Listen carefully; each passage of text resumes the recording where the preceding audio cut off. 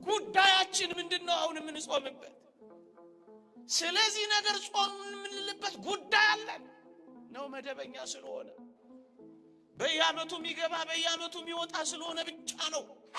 ረሃብ ነው የያዝነው? ጾም ነው የያዝነው? ክርስቶስን ለማገልገል እየተራብን ነው ወይስ እንዲሁ ልማድ ስለሆነ ነው? ስንት ቀን ቀረኝ እያለ እየቆጠረ ቅዳሜና እሑድ ሲመጣ እየፈነጠዘ እንዲህም አይነት ጾም የለም። የአጋንንት አለቃ ሉሲፈር ነው። የፈቃዳተ ሥጋ ሁሉ አለቃ ደግሞ ጥጋብ፣ ጠግቦ መመገብ የዝሙት አባቷ ነው ይላል። ሆዱን የሚንከባከብና መንፈሰ ዝሙትን ድል ለመንሳት ተስፋ የሚያደርግ ሰው እሳትን በዘይት ለማጥፋት የሚሞክር ሞኝ ሰውን ይመስላል ይላል። 55 ብርቱ የጾም ቀናት ባለፉ ቁጥር ስንት የህይወት ለውጥ ያላመጣንባቸው የጾም ወራት ነጎዱ። አለበለዚያ ምኑን ጾም ነው? ትንሽ ጊዜ ገርበብ፣ ከዚያ ደግሞ ገርበብ ያደረግነውን ያክል ክፍት እናደርገዋለን። ትንሽ ጊዜ ሰብሰብ፣ ከዚያ በኋላ ደግሞ ባያሌው እንበተናለን። ታዲያ የታለ የጾም ጥቅሟ? ዋናው የጾም ጥቅም ለውጥ ነው። እሱስ የህይወት ለውጥ።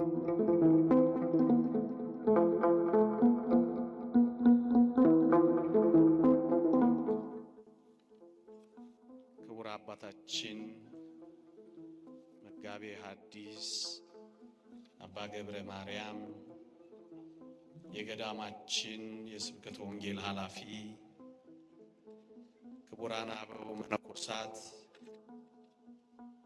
የተወደድክ ወንድማችን መምህር አንተ፣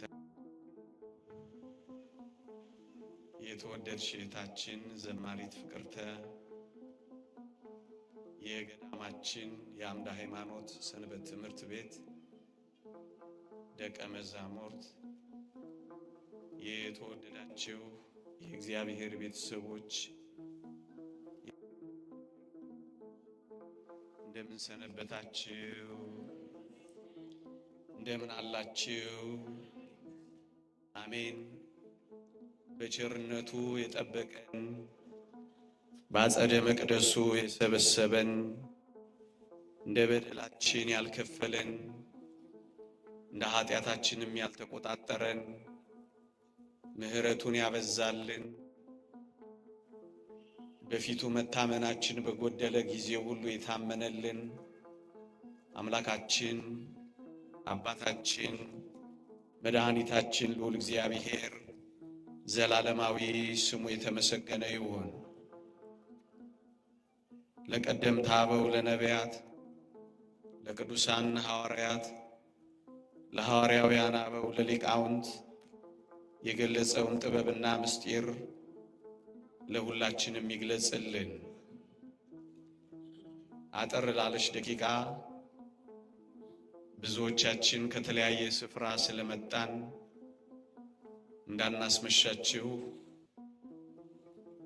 ጥቂት ደቂቃዎች ወስደን የእግዚአብሔርን ቃል አስታውሳችኋለሁ። ሰምተን እንድንጠቀም እግዚአብሔር ይርዳን።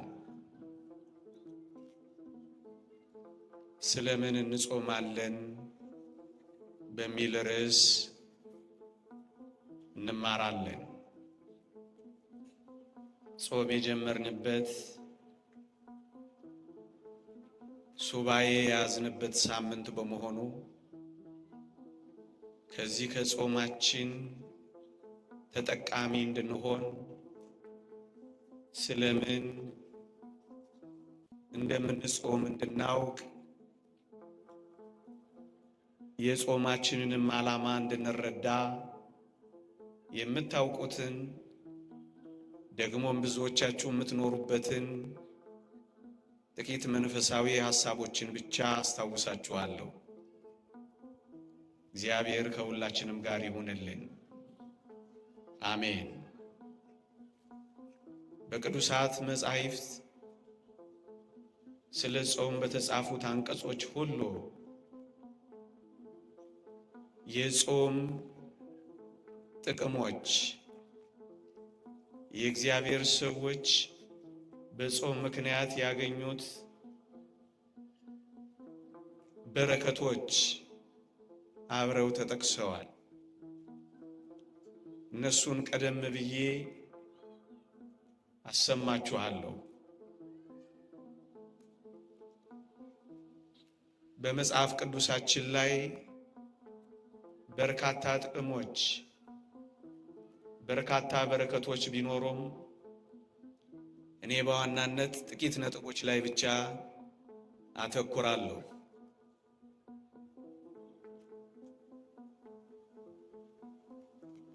እንደኛ ባለው ዘመን ልንጠቀምባቸው ከሚገቡ ነጥቦች ጋር ለማያያዝም እሞክራለሁ። የመጀመሪያው ጾም ሐዘንን ለመግለጽ በእግዚአብሔር ፊት ማዘናችንን ለማሳሰብ ይጠቅመናል። ታስታውሱ ከሆነ ታላቁ ነህምያ አያሌ ቀንም አዝን ነበር፣ በሰማይም አምላክ ፊት እጾምና እጸልይ ነበር ይላል። ወገኖቼ ሐዘኑን የገለጸው ምሬቱን ያሳሰበው በወገኖቹ ላይ የደረሰውን ሐዘንም በእግዚአብሔር ፊት ያሳሰበው በብርቱ ጾምና ጸሎት ነበር። ወገኖቼ እንዲህ ነው የሚለው፣ አያሌ ቀንም አዝን ነበር፣ በሰማይም አምላክ ፊት እጾምና ጸልይ ነበር ይላል። ወገኖቼ ጾም ሐዘን አለው። ጾም የልብ ትካዜ አለው። ጾም በእግዚአብሔር ፊት ማዘናችንን መግለጽ አለው በውስጡ። ለዚህ ነው ነህምያ የኢየሩሳሌምን መፍረስ፣ የቅጥሮቿንም መቃጠል፣ የሕዝቦቹንም መበተን፣ የመቅደሱንም ነገር ሲሰማ አዘነና በአምላካችን በእግዚአብሔር ፊት አያሌ ቀን ከማዘኑ ጋር ይጾምና ይጸልይ ነበር። ወገኖቼ እኔና እናንተ በዚህ ዘመን በእርግጠኝነት በብዙ ነገሮች እያዘንን ነው ያለነው። ምናልባትም በምድር ላይ ሐዘን ካንጃበበባቸው ሰዎች ምናልባት ልንመደብ ይችል ይሆናል ካላጋነንኩት በቀር። ሐዘን አለብን። ሳቅ ላይ አይደለም ያለነው፣ ፈንጠዝያ ላይ አይደለም ያለነው። የምር በእግዚአብሔር ፊት መኖር የሚፈልጉ ሰዎች አሁን በሐዘን ስሜት ውስጥ ነው የሚኖሩት። ምክንያቱም በብዙ ጦርነቶች ውስጥ ታጅበን ነው ይህን ጾም እያካሄድን ያለን። በወገኖቻችን መካከል የእርስ በእርስ ጦርነቶች ህመሞች ሆነውብናል። መወሻሸት አንችልም። ይሄ ሐዘን ነው። ያኛውም የኛ ይሄኛውም የኛ ሆኖ ደም መፍሰስ እንባ ከመፍሰስ ጋር አብሮ መተከዝና ማዘን ይገባናል። የምር ሱባኤ የምር ጾም እናርገው ካል ከጾማችን ጋር ብዙ ሐዘን ይጠበቅብናል። እንደምታዩት ነው። ብርሃኑ ጨለማ እስኪመስለን ድረስ ምን ደስ የሚያሰኙ ነገሮች ያሉንና ሳቂ ቀድመናል።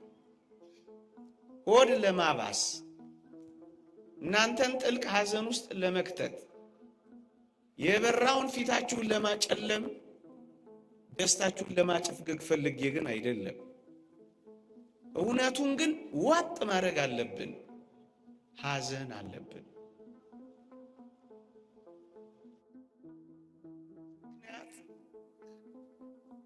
ምስኪኖችና ምንም ያልሆኑ ሰዎች የሞት ዜናቸውን ደጋግመን እንሰማለን። ይህን እንዴት አድርገን ልንክደው እንችላለን? ምንም የለብንም።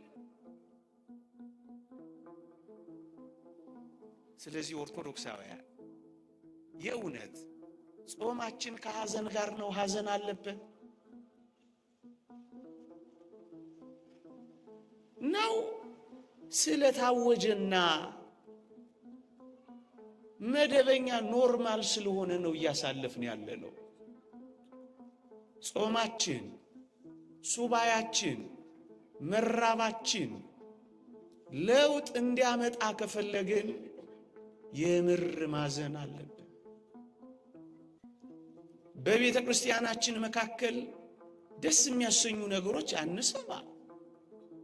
እዚህም እዚያም አትሰበርም እንጂ ለመሰበር የምትቀርብ እስክትመስል ድረስ ትገፋለች። ይሄን መካድ ይቻላል? አይቻልም። ታዲያ የሚያሳዝነን ነገር የለም። እንደውም የሚያስደስተን ነገር ነው የጠፋ የሚመስለው።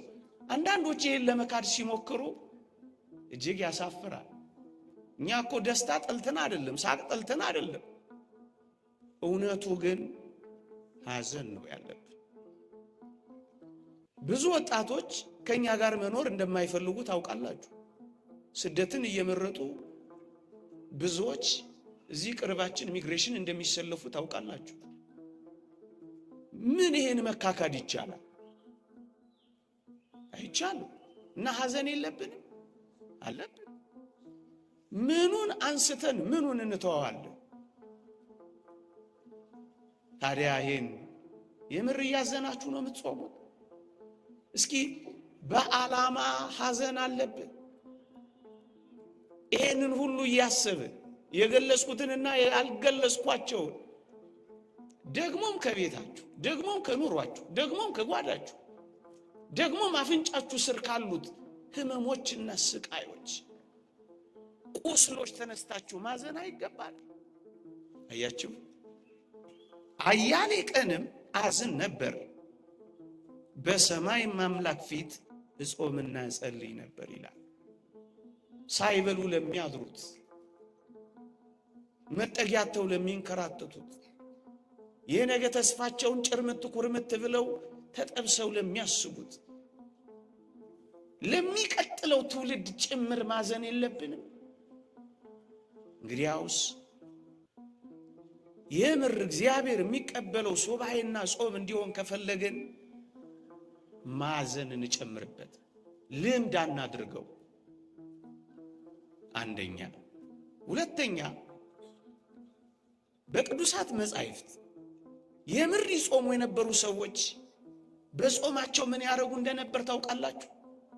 ራሳቸውን በልዑል እግዚአብሔር ፊት ያዋርዱ ነበር። ወገኖቼ፣ መጽሐፍ ቅዱስ እንዲህ ይላል፣ በፈጣሪያችን ፊት ሰውነታችንን እናዋርድ ዘንድ ጎዳናችንንም ያቀናልን ዘንድ ለልጆቻችንና ለፍጥረቱም ሁሉ ጎዳናቸውን ያቀናላቸው ዘንድ አህዋ በሚባል ወንዝ ጾምን እንጹም ብዬ አዋጅ ነገርኩኝ። ስለዚህ ነገር ጾምን፣ ወደ እግዚአብሔር ለመንን፣ እርሱም ተለመነን ይላል። ምዕመናን፣ እንዲህ ያሉ የጾም ጊዜያት በኢትዮጵያ ኦርቶዶክስ ተዋሕዶ ቤተክርስቲያን ኩራታችን የሚተነፍስበት ወቅት ነው መሆን ያለበት። ወገኖቼ፣ እስራኤል ከፈርዖን ባርነት ነፃ ሲወጡ ታስታውሱ ከሆነ ሁለት ነገር እንዲያደርጉ ታዘው ነበር። አንደኛ መራራ ቅጠል እንዲበሉ፣ ሁለተኛ ያልቦካ ወይም ቂጣ አዘው ነበር ወገን። ምን ማለት ይመስላችኋል? ከፈርዖን ቀንበር ተላቀው የፋሲካውን በግ በልተው ከነዓን እንዲገቡ አስገድደው መከራቸውን እንዲያስቡ መራራ የሆነውን በጾም ራሳቸውን እንዲያስገድዱ ከዚያስ ያልቦካ ያልፋፋ ቂጣ ብቻ እንዲበሉ እንደተባለ በትዕቢት ያልተነፉ እንዲሆኑ አድርጎ ነበር። መራራውን ቅጠልና ያልቦካውን ቂጣ እንዲበሉ ያዘዛቸው። ወገኖቼ እንዲህ ባሉ የጾም ጊዜያት ኩራታችን፣ ትዕቢታችን፣ ቀና ቀና ማለታችን ዝቅ ዝቅ ሊል አይገባም። መቼ ነው በእግዚአብሔር ፊት የምንዋረደው? ምን ሲሆን ነው በእግዚአብሔር ፊት የምንነጠፈው? ወገኖቼ ምን ሲመጣ ነው እጃችንን የምንሰጠው? ምን ሲመጣ ነው ምን ተነፍሰው? ምን ሲመጣ ነው የምንማረከው? ምን ሲመጣ ነው የምንበረከከው? እንጃ እንጃ። መጣው የሚለው እኛ ቤት ሲመጣ እንጃ። እዩ በፈጣሪያችን ፊት ሰውነታችንን እናዋርድ ዘንድ ጾምን ነው የሚለው። በዚህ የጾም ወቅት ካልጋችን ብቻ አይደለም መዋረድ ያለብን፣ ከኃጢአታችንም ጭምር ነው መውረድ ያለብን። ወገኖቼ ራሳችንን የምናዋርድበት፣ በእግዚአብሔር ፊት ዝቅ ዝቅ የምንልበት፣ የምናጎነብስበት፣ ኃይል እንደሌለን ደካሞች እንደሆነ የምናውቅበት፣ በእግዚአብሔር ፊት በእውነት የምንዋረድበት፣ የምንወድቅበት። አንተ ምራን፣ አንተ እጆቻችንን ይዘህ አራምደን፣ አንተ ቅደምልን፣ እኛ ምንም ነን፣ ትቢያና አፈር እንኳን መሆን ያልቻል አቅመ ቢሶች ነን ብለን የምንዋረድበት ከሆነ እዩ። ስለዚህ ነገር ጾምን፣ እግዚአብሔርንም ለመን፣ እሱም ተለመነን ይላል። ስለምን እየጾማችሁ ነው? ስለምን እየጾምን ነው? ወገኖቼ ጉዳያችን ምንድነው? አሁን የምንጾምበት ስለዚህ ነገር ጾምን የምንልበት ጉዳይ አለን ነው? መደበኛ ስለሆነ በየዓመቱ የሚገባ በየዓመቱ የሚወጣ ስለሆነ ብቻ ነው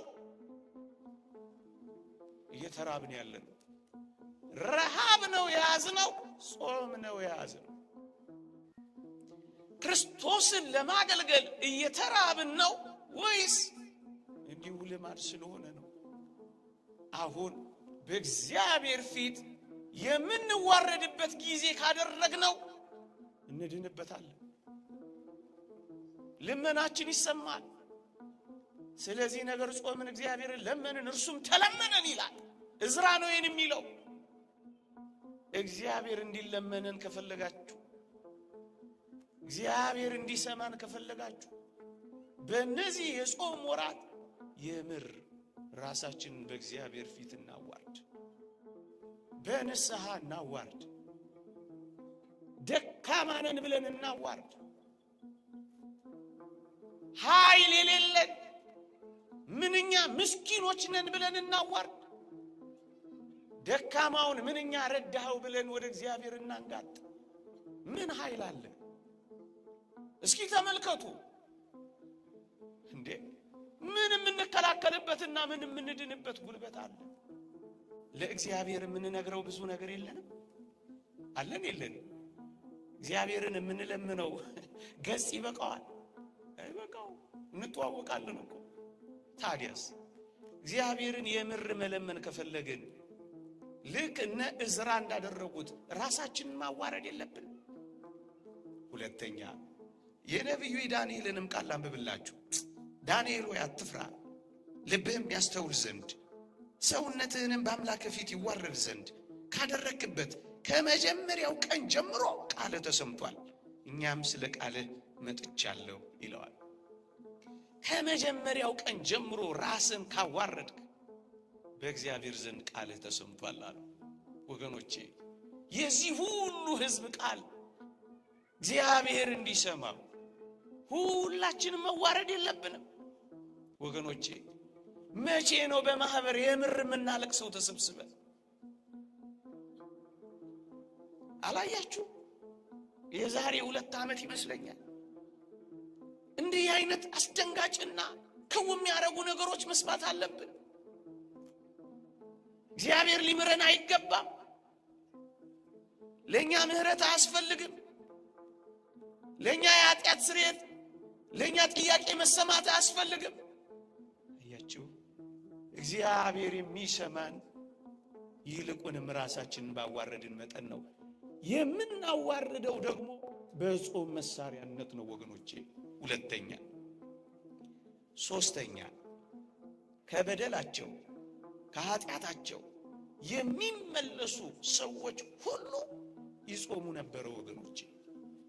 አሁን ይህንን ጾም ስንጾም ወገኖቼ በበደል እስራቶች፣ በኃጢአት ትብታቦች፣ በተከፈቱ አንደበቶች፣ በሚናጠቁ እጆች፣ በቆሸሹ ሰውነቶች እነዚህ የአጽዋማት ወራት ወገኖቼ በደላችንን ሳናመን በኃጢአታችን ሳንጸጸት በበደልና በክፋቶች መካከል እየተመላለስን መሰማትን ከወዴት እናገኛለን?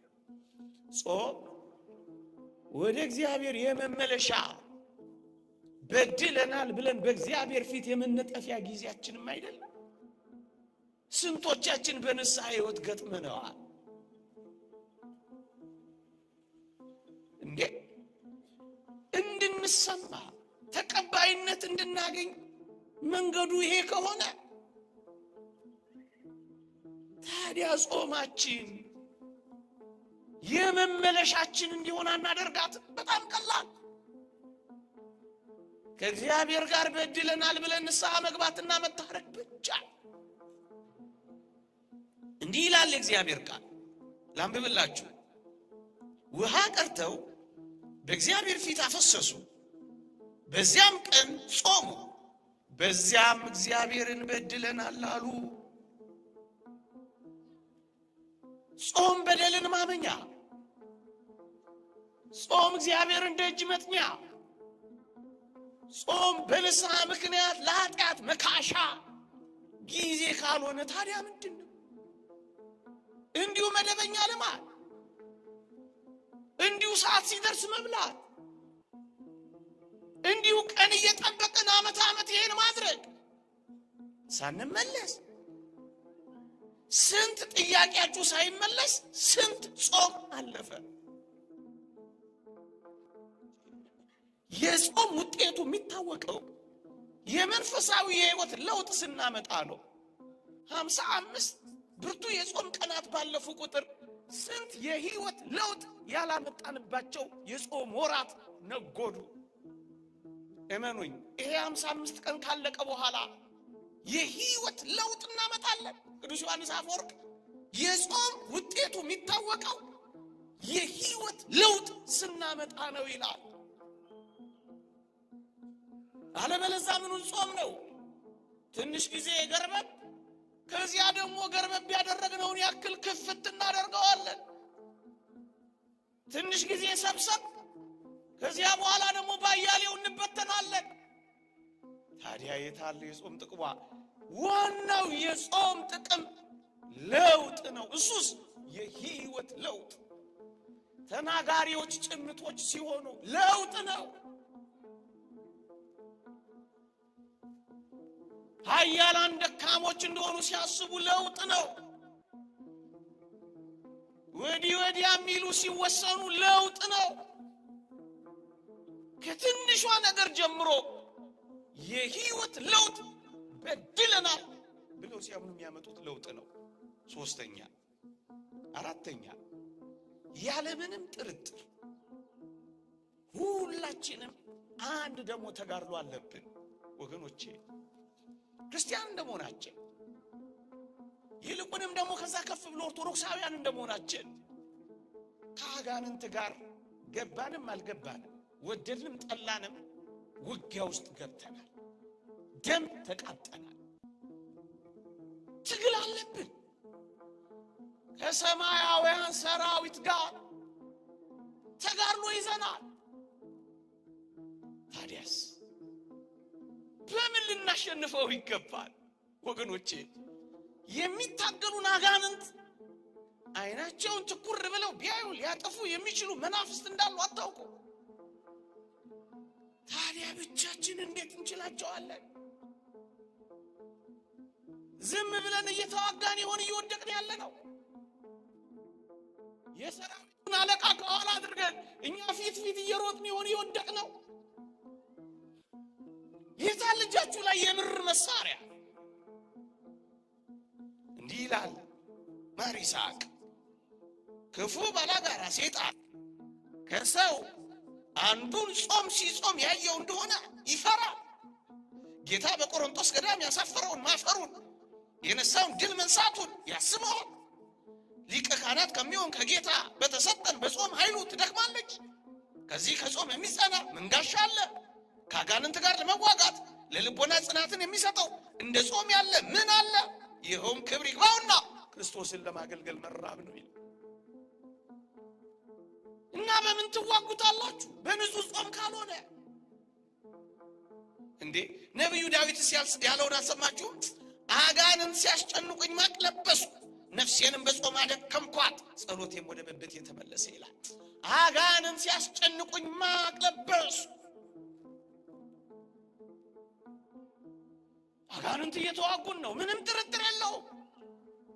የጨለማው ገዢ ዓለምን ሊቆጣጠራት እየቀረበ ነው፣ ምንም ጥያቄ የለውም። አንበሳ ሊውጥል በዙሪያችን እየጮኸ ነው፣ ምንም ጥያቄ የለውም። የሰው መስሎን ከሆነ ተሳስተናል። ታዲያስ ከጾም የሚጸና ጋሻ ምን አለ ለመዋጋት?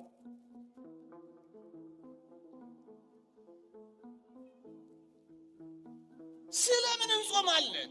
ለተጋድሎ። ስለምን እንጾማለን? ለመመለስ። ስለምን እንጾማለን? ራሳችንን ለማዋረድ። ስለምን እንጾማለን? ሐዘናችንን በእግዚአብሔር ፊት ልንገልጥ። ከብዙ በጥቂቱ ከረጅሙ ባጭሩ ጥቂት መንፈሳዊ ሐሳቦችን ጨምሬላችሁ ላብቅ። ሰዓት እንዳልወስድ ብዬ ነው አጠር ማድረገው። እግዚአብሔር ከሁላችንም ጋር ይሁንልን። እየሰማችሁኝ እንደሆነ ተስፋ አረጋለሁ። ኦርቶዶክሳውያን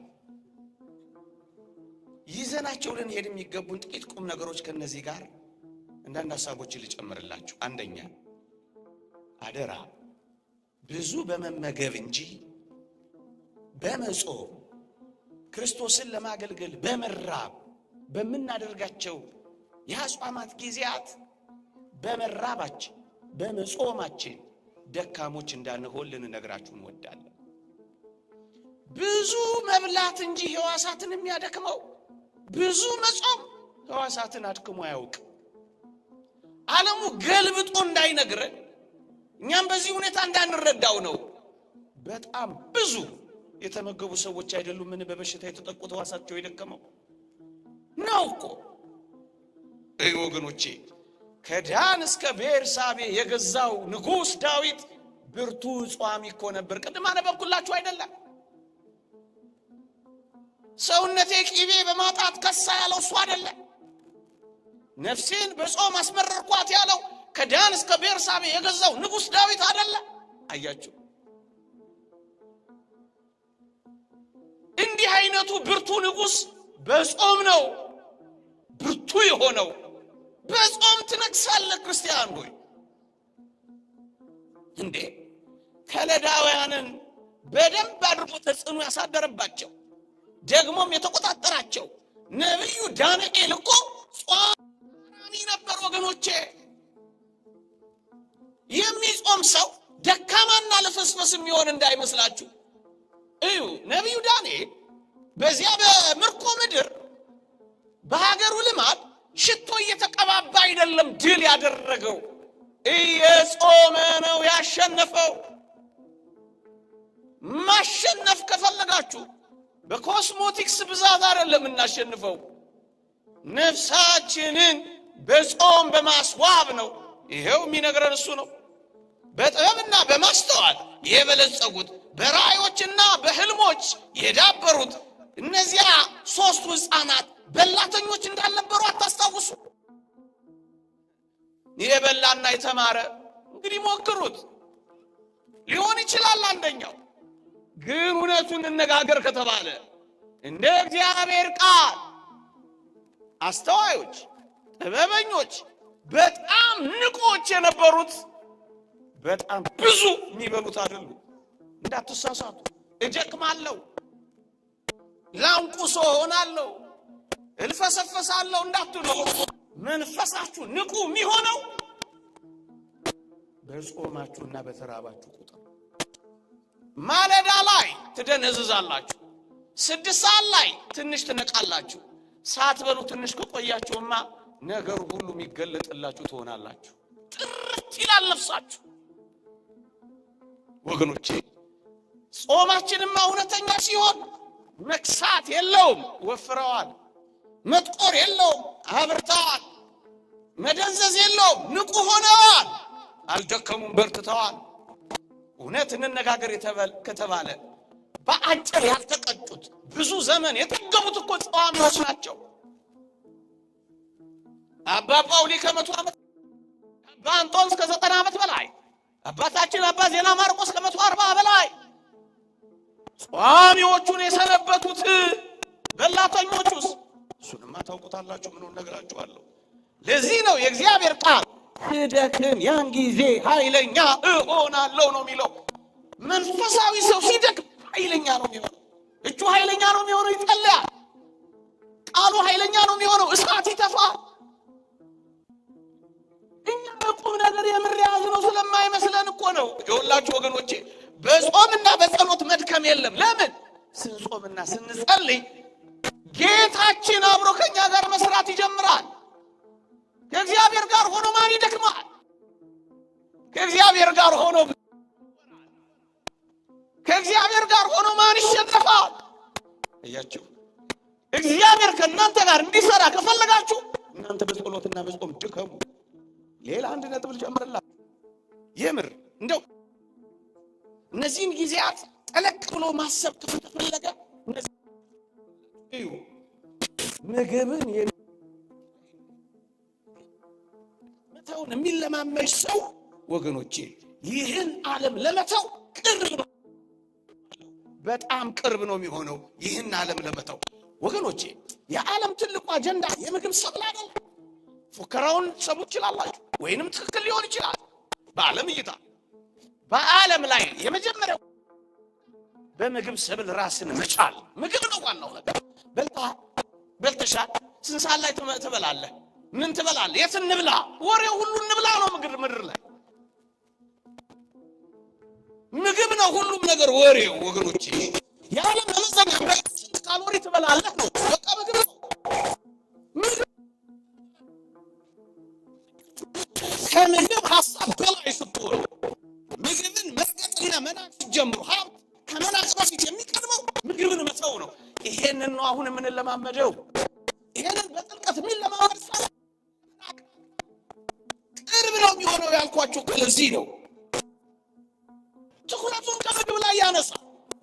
የተወደዳችሁ ኦርቶዶክሳውያን እንደ እግዚአብሔር ቃል እውነቱን ስንነጋገር የተወደደ መድኃኒታችን ኢየሱስ ክርስቶስ ቅዱሳን ሐዋርያት ስንቅ ይዘው ሲዞሩ ያልታዩት ለምን ይመስላችኋል? ሊቁ ዮሐንስ አፈወርቅ ምን ይላል? ምግብ ያን ያህል አስፈላጊ ስላልሆነ ነው ይላል። በቃ ምግብ ይዘው ዞረው አይታችሁ አታውቁም? ምንም ምግብ የለም ሄደን ገዝተን እንምጣ ሲሉት ትሰማላችሁ። ደክሞትና ርቦት ውሃ ጠምቶት ነበረ፣ በውሃ ጉድጓድ ተቀመጠ ሲል ታገኙታላችሁ። ለምግብ እጅግም ትኩረት አይሰጥም ነበር ጌታችን። ይልቅ ያቺን ነፍስ ለማዳን ነበር ትኩረት የሚያደርገው። ሁላችንም ምግብ ላይ ትኩረት ስላደረግን ነው የደከምነው። ምግብን መናቅን መልመድ የምንጀምረው እንዲህ አይነት የጾም ጊዜያትን ስለ ከዓለም በላይ እንሆናለን። የመንፈስ ልዕልና እናገኛለን፣ ከፍ እንላለን። ነፍስን ማስቀደም እንጀምራለን። ይሄ ጥልቁ የመንፈሳዊ የወላችሁ ወገኖቼ ከምግብ በላይ ስትሆኑ ሰማዕትነትን እየለመዳችሁ ትሄዳላችሁ። በሙሉ ሰማዕታትን ተመልከቷቸው። ስልጣን እንስጣችሁ ንሹሟቸው ሲሏቸው የረገጡት ለምን ይመስላችኋል? ሰውነታቸውን አስለምደዋል። ከምግብ ጀምሮ ነው። ስግብግቦች አይደሉም፣ ቁጥቦች ናቸው፣ ልከኞች ናቸው።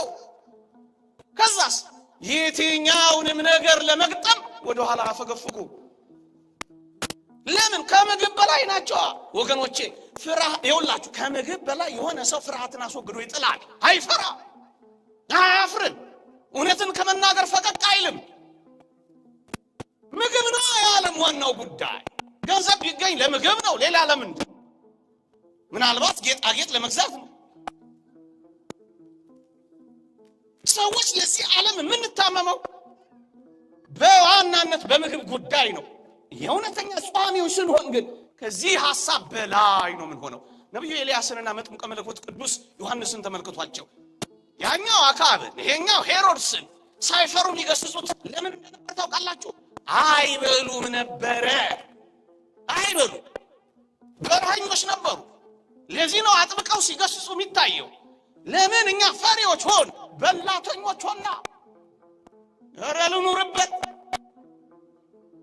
አያችሁ፣ የዓለም ተለማማጮች፣ የጉልበቷ ተቀሽላሾች፣ የማማመለሏ ተንበርካኪዎች ምን ሆነው በበላንና ለምግብ እጅግ ትኩረት በሰጠን መጠን ነው ወገኖቼ። አባቶቻችንም ይህን ግልጽ በሆነ ቋንቋ አስቀምጠዋል። ምን ይላሉ? ለገንዘብና ለከንቱ ውዳሴ በሞቴ ስሙኝ።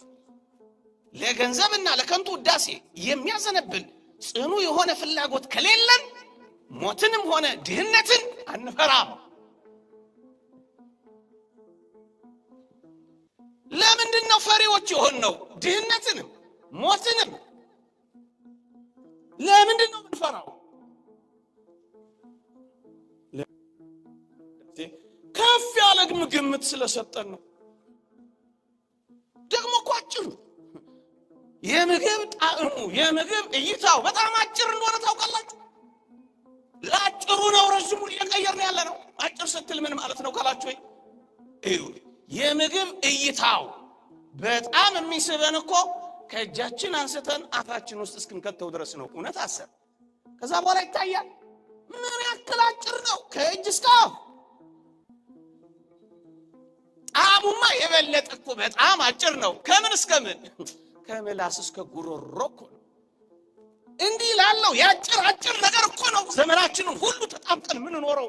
በጣም አጭር ነው። ጣዕሙ አጭር ነው። እይታው አጭር ነው። መጎምጀቱ አጭር ነው ወገኖች። እውነተኛ ጾምን የምር ምን ጾም ከሆነ ሌላ ሶስተኛ ነጥብ ልጨምርላችሁ። እዩ፣ በጾም የገነባ ነው ቆየት ብለን በጥጋብ አናፈርሰው። ደግሞ አለው ስትጾሙ ውላችሁ የለ ታዲያስ ቆየት ብላችሁ ብዙ በመጥገብና ብዙ በመብላታችሁ በጾም ምክንያት የገነባችሁትን መንፈሳዊ ጸጋ አደራችሁ እንዳታፈርሱት። እና ምን እናድርገው ካላችሁ በልኩና በመጠኑ ተመገቡት። ጾም ማለት ይሄ ነው። አታፍርሱት። ሁለተኛ ከጾም በኋላ ምን እንደምንመገብ እያሰብን ወይም እያማረጥን እስከ ጾም ሰዓት ድረስ የምግብን ሐሳብ ተሸክመ ነው ምን ቆየው። ለምንድን ነው አያችሁ? ምን እንደምንበላ፣ እንዴት እንደምናማርጥ፣ የት እንደምንበላ ገና ከመጀመሪያው ከማለዳው ጀምሮ እስከ ሰዓቱ ድረስ ስናሰላስል ከኖር ምኑን ጾም ነው? ከዚህ ሐሳብ መውጣትና ከዚህ ሐሳብ በላይ ምግብን ጭራሽ መርሳት ጭምር ነው። ደረሰ አልደረሰ እያሉ 10 ሰዓትን እያዩ 20 ጉዳይ ሆነ ሩብ ጉዳይ ደረሰ እያሉ እጅን እያዩ የሚጾሙት ጾም አይደለም። እናስ ምንድን ነው? የእጅ ሰዓትን ሳይሆን ምንጠባብ በዚህ ጽኑ ሕይወት ውስጥ በምናገኘው ጸጋ የሚሰጠንን የምንጓዘው ይሄ ነው እውነተኛ ጾም ማለት። ስንት ቀን ቀረኝ እያለ እየቆጠረ ቅዳሜና እሑድ ሲመጣ እየፈነጠዘ እንዲህም አይነት ጾም የለም። ይልቅ በጾም ውስጥ ባሉ በረከቶች ነፍስ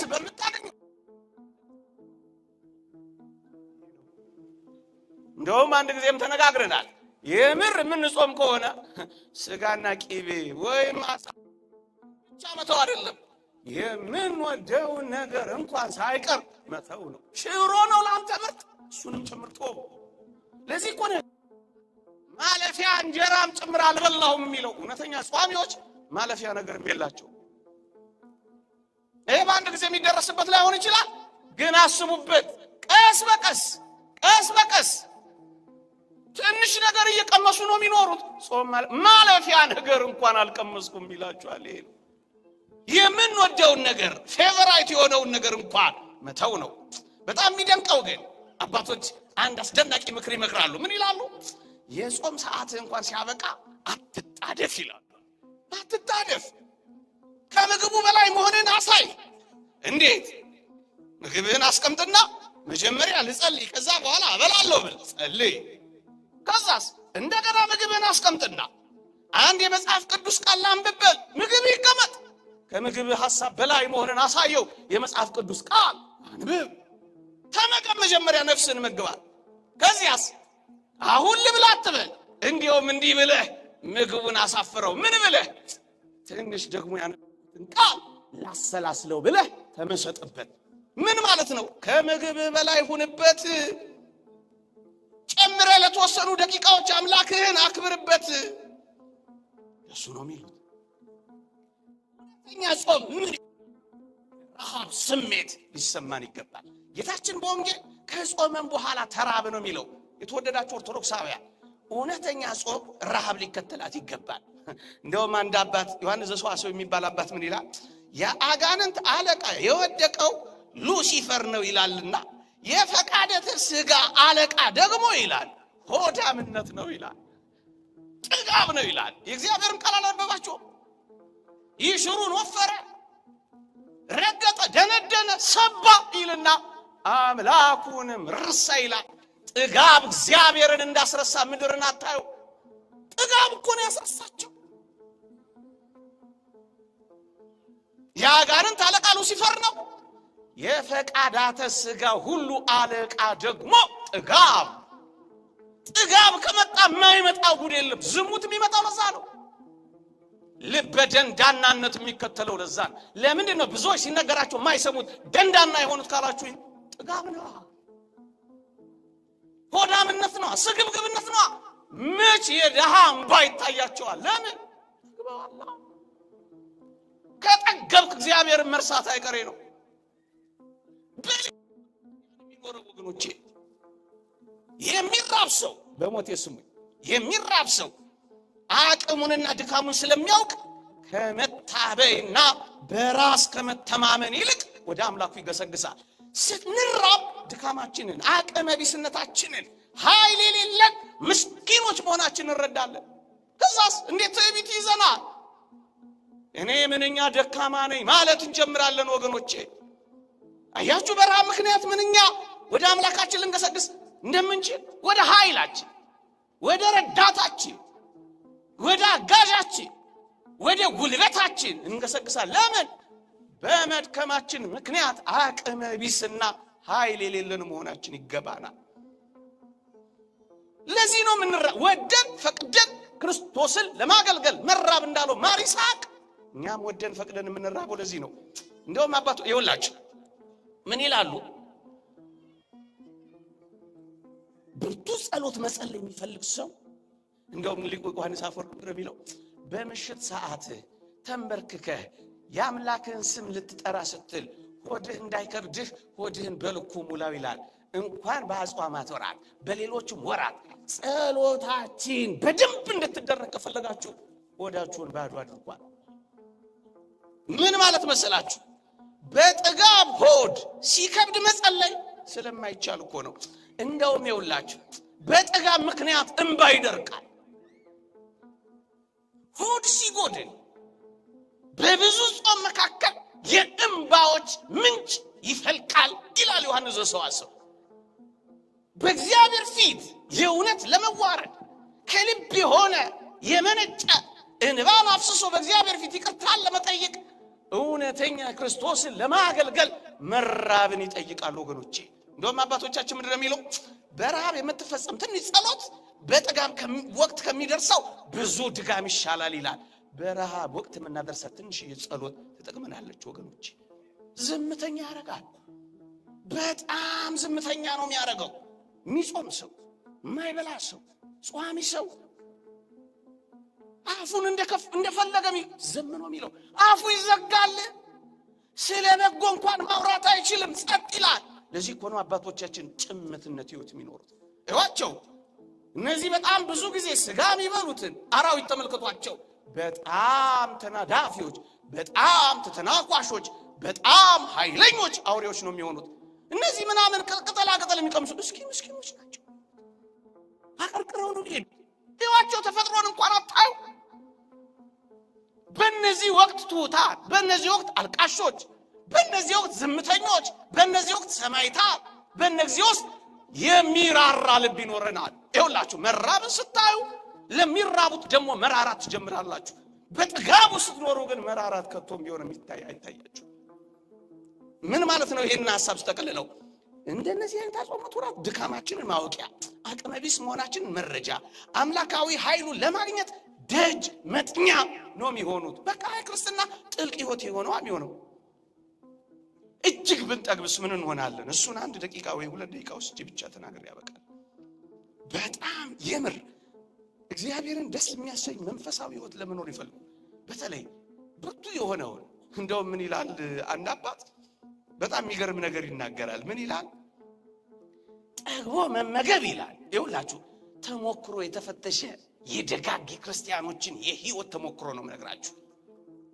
ምንም ይል ጠግቦ መመገብ የዝሙት አባቷ ነው ይላል። በዝሙት እንዳትፈተኑ ከፈለጋችሁ ወጣቶች በመጠን ብሉ። 2 ቀን ማክፈል ባትችል 1 ቀን አክፈል። 1 ቀን ማክፈል ባትችል እስከምትጠግብ ከመብላት ተከልከል የሚሉት እኮ ለዚህ ነው። የዝሙት አባቷ የተለያዩ ምግቦችን ሲበሉ መኖር፣ ተበላ፣ ተጠጣ፣ ተጨፈረ የሚሉት እኮ ለዚህ እኮ ነው። ታዲያ የት ይጠፋል የገባው የወጣው? አየህ አባቷን ነው የምትገለው። ስትጾም ስትጸልይ አባቷን ነው ራሱን የምትቀጠቅጠው። እሱ ማን ነው?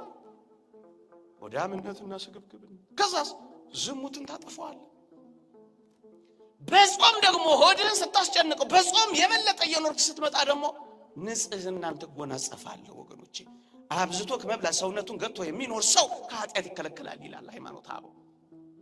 በእውነት ከኃጢአት ምን ርቅበት እንዲሆን አስበን ልንጾመው ይገባል። ከኃጢአት ገተን ለመኖር ወገኖቼ፣ ከኃጢአት ገተን ለመኖር አንድ ምሳሌ ብቻ መስዬላችሁ አበቃለሁ።